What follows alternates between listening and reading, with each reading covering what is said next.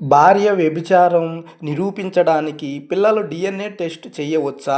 అసలు హైకోర్టు సంచలన తీర్పు ఇవ్వడం జరిగింది. అసలు పిల్లలు డిఎన్ఏ టెస్ట్ ద్వారా భార్య అడల్టరీ నిరూపించవచ్చు అని కోర్ట్స్ ఆర్డర్స్ ఇవ్వవచ్చా? ఇవ్వకూడదా? సో మధ్యప్రదేశ్ హైకోర్టు ఏమని చెప్పింది? ఈ వీడియో చివరి వరకు చూడండి. ఈ హైకోర్టు జడ్జిమెంట్ తెలుగులో వివరిస్తాను. సో హాయ్ అండి, నేను బెలప్ సురేష్ని, హైకోర్టు అడ్వకేట్ని. కేసు వచ్చేసి Kamala Patel versus Govinda Bahadur. So MP number వచ్చేసి 5428/2023 ఈ జడ్జిమెంట్. సో ప్రశ్న ఏంటంటే ఇక్కడ భార్య వ్యభిచారం అడల్టరీ నిరూపించడానికి పిల్లలు డిఎన్ఏ టెస్ట్ ఆదేశించవచ్చా, కోర్టు ఆదేశించకూడదా అన్న దాని గురించి జడ్జిమెంట్ ఇవ్వడం జరిగింది. ఇప్పుడు తీర్పుని మీకు అర్థమయ్యేలాగా తెలుగులో నేను చెబుతాను. అసలు కేసు నేపథ్యం వచ్చేసి భర్త భార్యపై వ్యభిచార ఆరోపణ చేశాడు. వివాదంలో ఉన్న పిల్లలు తన వారు కాదని భర్త వాదన. అందుకే పిల్లలకు డిఎన్ఏ పరీక్ష చేయాలని కోరాడు.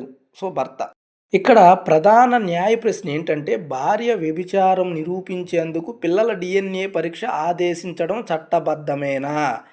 అసలు హైకోర్టు ముఖ్యమైన వ్యాఖ్యలు చేయడం జరిగింది.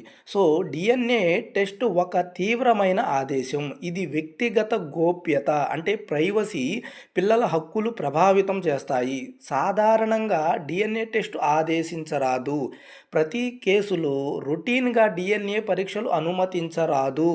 కానీ ప్రత్యేక పరిస్థితుల్లో మాత్రమే తప్పనిసరి కావచ్చు. ఇక్కడ ప్రత్యేక పరిస్థితులు అంటే ఏంటిది? పిల్లలు భర్త వారు కాదని బలమైన అనుమానం ఉన్నప్పుడు, సో వాళ్ళ పిల్లలు కాదు అని బలమైన అనుమానం ఉన్నప్పుడు, అదేవిధంగా డిఎన్ఏ టెస్ట్ ఒక ప్రామాణిక ఆధారంగా అవుతుంది.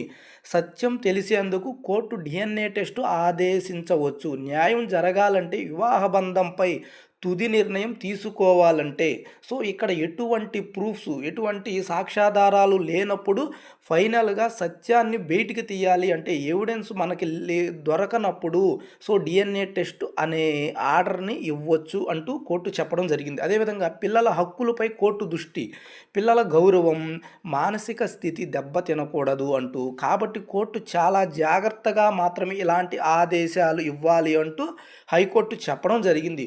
సో తుది నిర్ణయం ఏమనిచ్చింది? ఈ కేసులో డిఎన్ఏ టెస్ట్ ఆదేశించవచ్చు.